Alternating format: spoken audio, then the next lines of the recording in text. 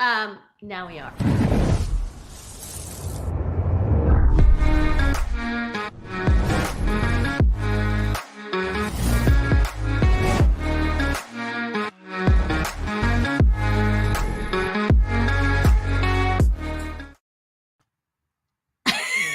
Now we're on. Here we are. Happy Wednesday, everyone. Welcome to Women That Shred. I have the beautiful Kristin Messerli, who, so I'll just start at least by saying I've got Dal in the car, so hopefully the internet's okay. And then you're hoping that nobody disturbs you and kicks you out of your hotel room. And I've got a bird and rain happening. So there's a lot of, so how it goes. We're authentic here. You all know. How are you? I'm good. I'm in Lexington, Kentucky today, and this is my first time here. And yeah, just super excited to chat with you, though. Thanks for having me on. I know. I love to like geek out on this because last time you were on here, we did the next gen homeownership report, which was a lot of great info.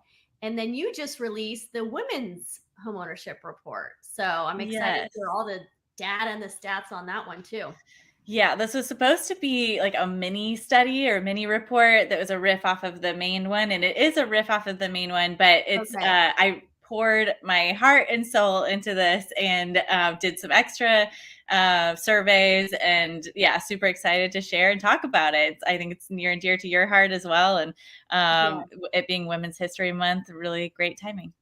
I know. Oh, yay. Allie did show up. I know Gabriella was like tagged her like, Allie, you need to show up to this store. Yeah. Yes. Cause Allie is also like the perfect person to be listening to this because she is also, she's a Gen Zer female still renting. We had this discussion when she was on the show that her and a lot of her single female friends are still renters. So this I think is like so important. And I'm actually technically not a homeowner anymore because I'm living with my mom. And I know I don't fit in the Gen Z millennial bracket, but do you not? No, it's Gen Xer over here, old lady. My kids are Gen Zers. But yeah, I'm like really interested to hear about this because I know that us women, we have huge buying power right now. Like I think we're still being underestimated on the power that we have. Yes. So it's funny because I looked at a bunch of external research first, and there's a lot of really good studies out there about women's wealth in general. From McKinsey has several out there, and I link a few of them, Urban Institute, Bank of America. But I just put together a couple slides that kind of introduce that in the report, and then get into the data that I was gathering that was millennial and Gen Z focused. Ownership focus, but it's so amazing to see that women now have, let's see, like a third of the assets, financial assets in the U.S., and equally educated with men. More are making head of households. There's just like a lot of growth, and then when it comes to single women, we make up the second largest cohort and of home buyers, double that of single men, and more women. I think it's 2 in 3 single women said that they would rather postpone marriage to buy a home. And do whatever you want. I just like that there's this focus on really, building wealth for women today. That's I'm really I love that women are actually putting homeownership before marriage because I mean, not that I don't believe in marriage. I've been married. I'm just saying that of someone who's gone through it, and people that literally go into debt for the ring, for the venue, for all these things. And then in actuality, like I'm of the mindset of like, wouldn't you rather put all that money into a home where you can actually build your family and memories as opposed to more of like, I think now it just tends to be kind of like what looks good on Instagram, these weddings, which like, think about it, all the money that you're putting into just one day. And I get it, but I feel like a home is longer lasting. I did it and was divorced in a year. And I'm like, oh my gosh. Yeah, I could have put that towards the home. Well, yeah, I mean, that's the thing is like, Yeah. But that's going down another rabbit hole. Yeah, we can talk about that another time. But yeah, I think it was interesting to see this focus, but I also, there were a lot of challenges that came up in the report Okay. that I would love to touch on if you're Yeah. ready to dig into it. Yes, let's dig in. Okay, so one, and this is probably not surprising, but women are more stressed about their finances than men. More anxiety. Anxiety was listed as a top barrier or challenge to their financial situation, and so was personal financial knowledge. Women were significantly more likely than men to say that they did not have the advice or support they needed to achieve their financial goals. They were much more likely to say they did not have the confidence in their own personal financial knowledge. They were more likely to say they were not confident in the market.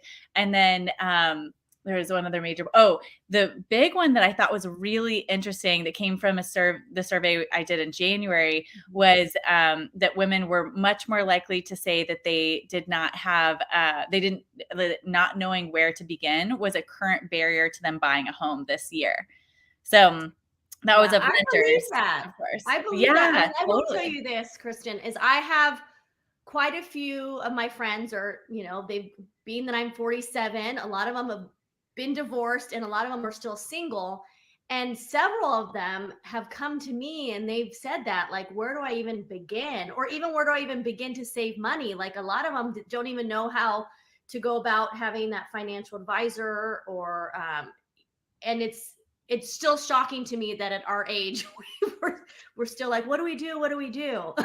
Yeah. Okay. So, I was thinking about this a lot, that I think we've been ingrained, even I'm 35, and I think millennials still were ingrained with this idea that your goal is to get married, and like Mhm.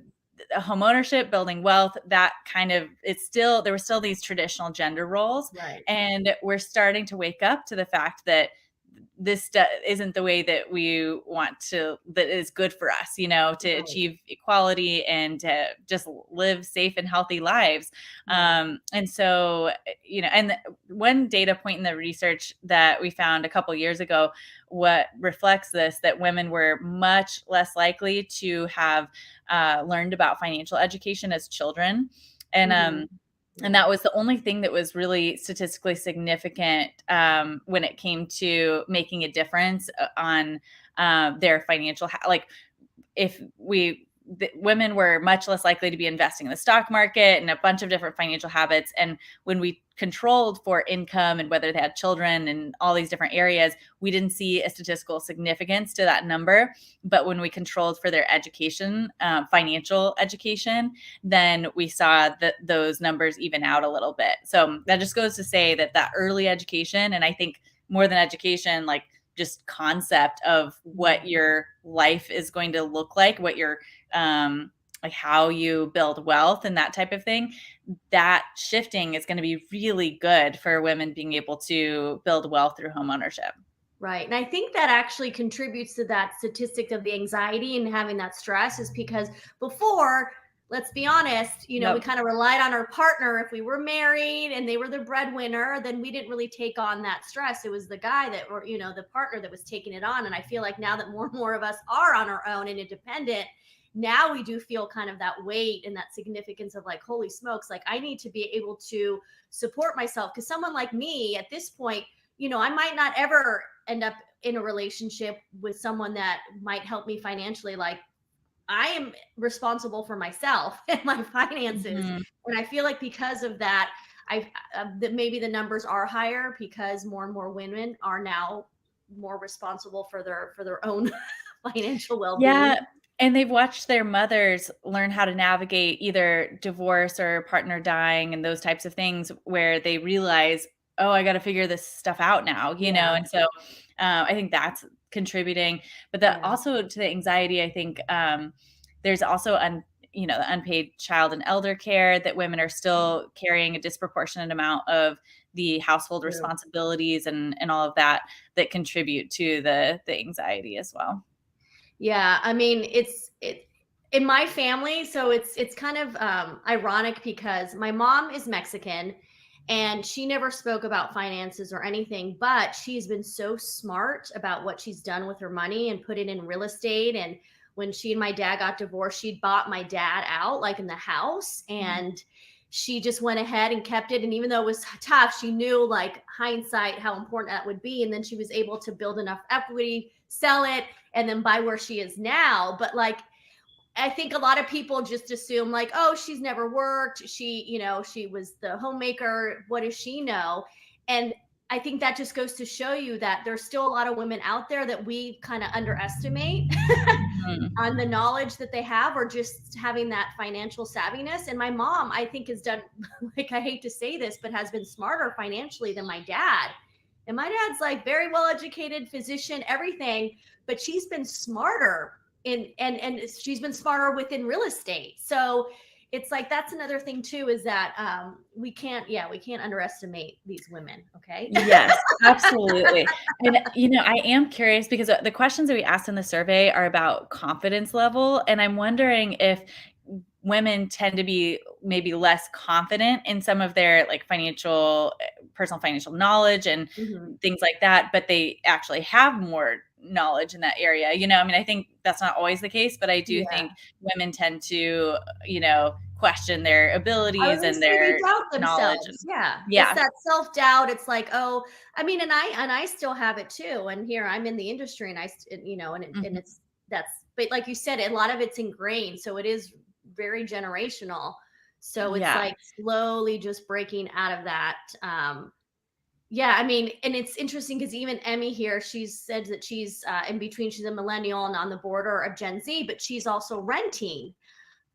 So is there a statistic in there or anything of saying, like, renter to homeowner right now with the women, that Gen Z millennial group? Um, I don't know the difference. We surveyed renters and homeowners and equally, but I do know that I think it's 46% of home buyers, according to the National Association of Realtors, are millennial and Gen Z. I mean, 43% of those are millennials. Okay. So, but yeah, so there's a big portion of the market, and they're projecting this year that 43% of home buyers are going to be first time home buyers. So Yeah, I thought yeah. that was kind of wild, um, but yeah, I'm not sure what the percentage is of renters. Yeah, because I know when Allie was on, she was talking about how all of her friends in Nashville are renters. And we're just like trying to figure out, like, what it is, like, that there is, like, that there's a disconnect there, that for whatever reason they just don't want to make that jump. And I know there's a lot of loan officers out there and real estate agents trying to kind of figure it out. And I know some people say it's that sticker shock, right? I know that I don't want to say they're excuses, but I feel like there are a lot of excuses there that we can somehow tap into and tackle. But for whatever reason, I don't know if we're doing it properly. Like, is there a way to even Yeah. market properly to these women? I mean, I don't So know. I think that a lot of Gen Z, I mean, just in general, are moving Yeah. away from this ownership type of mentality, and that goes with homeownership. And so we need to do a lot of education around what ownership actually looks like for you. Like I was Mhm. really hesitant to buy because I heard all these messages about how it's a terrible idea to buy in LA, and then Mhm. I was like, hello. I looked at the numbers for myself, a Yeah. rent versus own analysis, and did all of that, and then looked at this over time, and it clearly made sense to me. But I had to separate out my emotions around it and what I was hearing about the market and look at it for myself. And so I think there needs to Mhm. be a lot more education around examples like that, and also Mhm. having personal consultations. And the other thing is, we need to do a better job of financial literacy in schools. um, Yeah.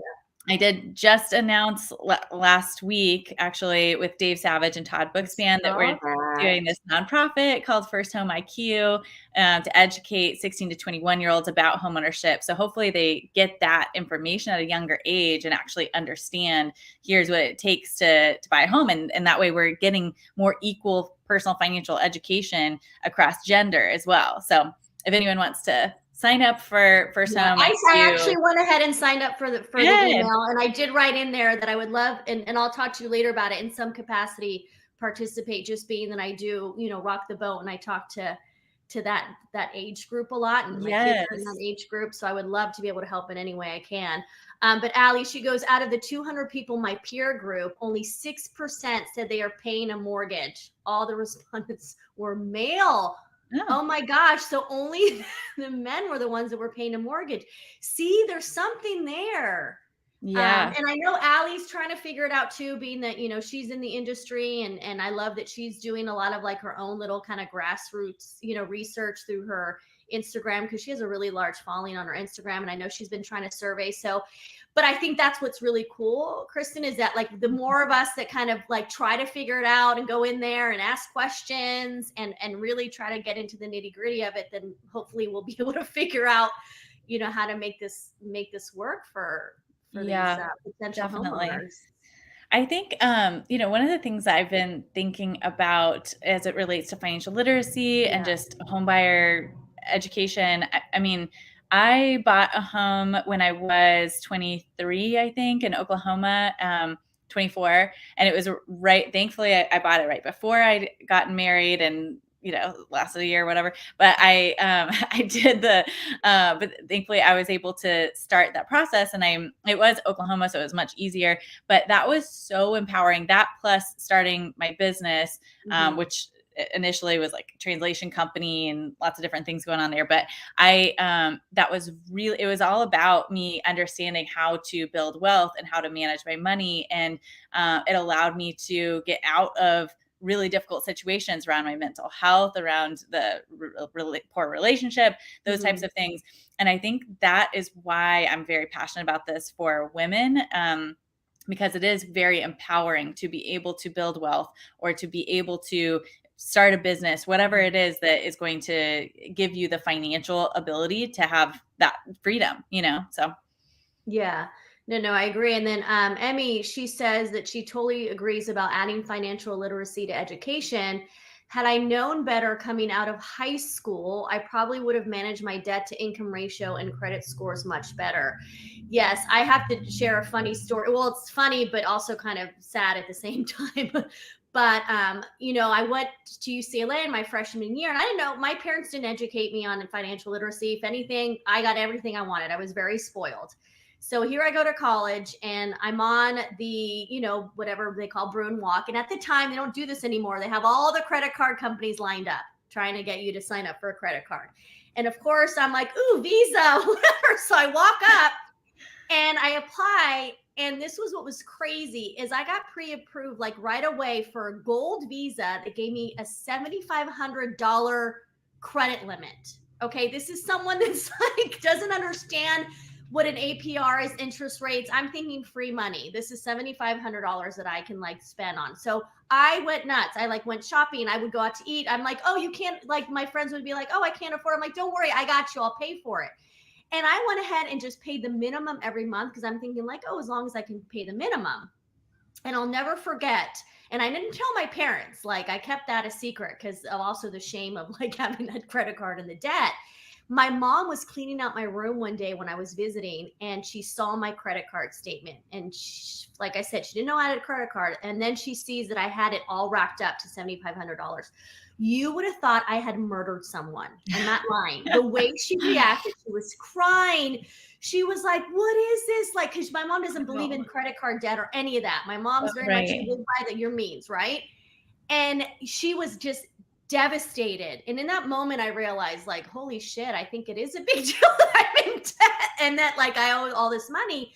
But I was so clueless. And then I was angry because I was like, how dare this credit card company like approve me first? My mom was shocked. My mom was like, I cannot believe they approved an 18-year-old for $7,500 for her first credit card. But let me Yeah. tell you, I had amazing credit because I paid the minimum every month, and I'm very OCD and I always pay on time. But I just remember thinking, like, that is taking such advantage of someone Yeah. that has no clue. And like, I feel like that's still happening though. It's I mean, still how happening a lot, actually. Like the amount, yeah, credit cards and student loan debt. My last partner had not kidding, $700,000 in student loan debt. And I'm like, how did this happen? And it's just, you know, it happens. And I think Yeah. that at a very, very young age, before your brain is fully developed, like you're not able to make these Yeah, decisions. and then most So, of us are not really good with math, right? So it's like understanding, what does that mean that I have a 27% APR? What does that mean that if I don't pay every month that I'm like adding up, like all those things that we don't understand. We're just thinking, and I think, like I said, to this day, we're thinking like, oh, this is just free money. This yeah. is money that I get to now have access to. And we need to do a better job too, just educating when it comes to just owning a credit card and what that Yeah. means.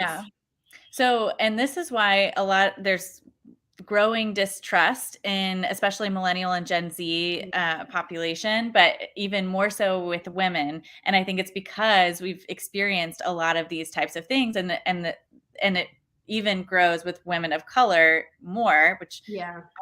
expected. But this is the type of thing that has institutional distrust growing, and I think it was, I can't remember the percentage, but we have all of that outlined in the report as well, that women were significantly more likely to say they didn't trust their lender or real estate agent or bank or credit union, and less likely to say they had a good experience. And I think, there's this fear in 2020, ask more questions about like why they weren't trusting Hmm. or having bad experiences. And they said that they were afraid that they would be,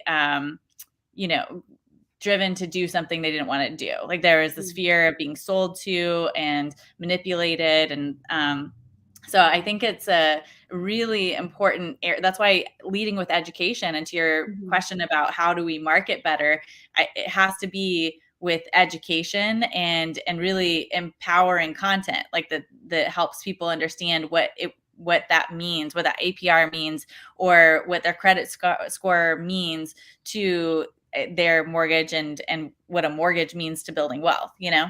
Yeah.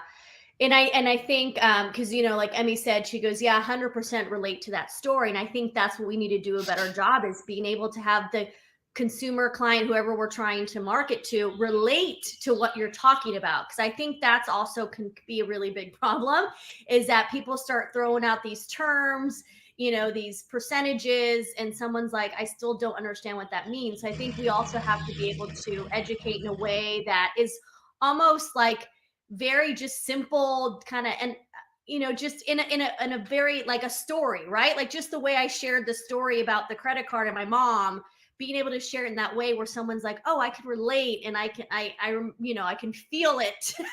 So then there's more of a connection there, as opposed to, this is the percentage and this is our interest rates and this is, like how much you can put down. Like break it down for us in a way that really makes sense. And I feel like that's still not Totally. happening. And I think understanding the goals, like what is the ultimate goal for the consumer? It's for them to have a safe home that they can live in, or Yeah. financial freedom. And being able to speak to that bigger picture is Yeah. especially important for women, but definitely all consumers. Yeah, but yeah, the bigger picture, because I think Mhm. that's the thing too, is just understanding like it might be feel a little bit uncomfortable now, feel maybe a little bit, painful, but just in the long run, this is what it can do for you. In the long run, this is how it can help. All of those things, and then once again, just having women, especially, set that example, right? Like I bought a home, I bought a condo in Virginia 5-6 years ago. I ended up selling it before I moved to San Diego, and I made great equity. And I never, like in a million years, would have been able to make that amount of money in that amount of time if it weren't for, buying a condo. And believe me, at the time, like the process was crazy. I had my mom as a co-signer. That just didn't work out. So I had to get her off of it. And like a lot happened, but I feel like I don't talk about it enough either. Like I feel like I'm not even doing a good job of sharing my experiences myself. And I think a lot sometimes has to do with a little bit of shame or embarrassment. Like you might be embarrassed of like the process and or Mm. like just your experiences. And I think that's another thing too, is for us to like understand that it doesn't all happen, just A, B, C and D. Like it can get ugly and a little bit messy. And I think we also have to address those things too, because I think that's why we get so anxious and overwhelmed, is because we know it's such a crazy, scary Yeah. process. That's a very good point. To your point about kind of building that kind of equity, I thought it was interesting. One of the things that came back on top home features or preferences on what their Mhm. home, what they get out of the home, women were way less likely than men to say a return on their investment, so or resale value. And Really? like 51% of women said that. So it's still a majority, Yeah. but 72% of men said that. And so and their women's priorities were more like safety of the home, living in a good school district, home design features. But I wonder if some of that is this lack of trust in or even understanding of the economy, or the Oh, housing market, yeah. because they did report lower trust there. And keep in mind, men and women are equally educated. I do think that there's maybe there's definitely a financial literacy gap, but I wonder if it comes down to that, or if it's just like a lack of faith in the resale opportunity, or Yeah. if there's the financial literacy gap there, and so they're prioritizing other aspects. Yeah, because no, I will tell you, the fact that I was able to sell, when I did and make that equity, like honestly, like I am like so grateful. And that's why I think it's hard for people to be like, well, why aren't you just reinvesting that in another property? Right. But like, Mhm. I will tell you this, speaking of anxiety, stress, I also have to honor that I'm in a place in my life where Yep. I'm not paying a mortgage or rent because I'm living with my mom, and I'm actually, the money that I'm getting, I want to start traveling. I want to start kind of living a life that I really didn't live before. And so it's also important for people to understand, like, I understand peer pressure can be intense, but you have to do what feels right for you too, right? Like I understand that everyone's like, buy, real estate, real estate, real estate. But Mhm. like if you're in a place where it's not right for you, then that's okay. Like that's another thing too, is like not judging people as well because they're not buying a home. Like, yeah, like I'm not a homeowner, and I'm happy because I don't have the stress and I want to do certain things, like I said, that I wasn't able to do before, and I have the money to do that. And so for me, that's really important. So I don't feel that pressure, which is really important, I think, as well, Yeah. because I So think we I tend to be a society where, like, what do you mean you're not doing that? Or like, yeah, I just feel like we have to also stop being so judgmental.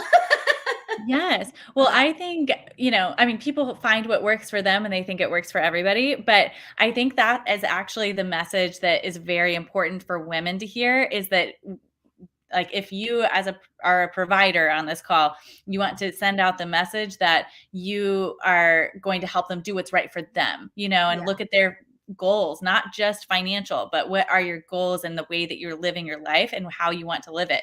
Maybe it does make sense to buy and then plan to, pull out some equity later. Like, I think that looking at this as a uh, Mhm. life goal versus a financial transaction is really important. And it's not all about that. I was talking to someone yesterday about whether I should pull out some of my equity and buy another property. And then thinking about going through that whole process sounds so stressful to me. I don't want to do that, and so I'm not going to do that right now. It's not what's right for me. Yeah.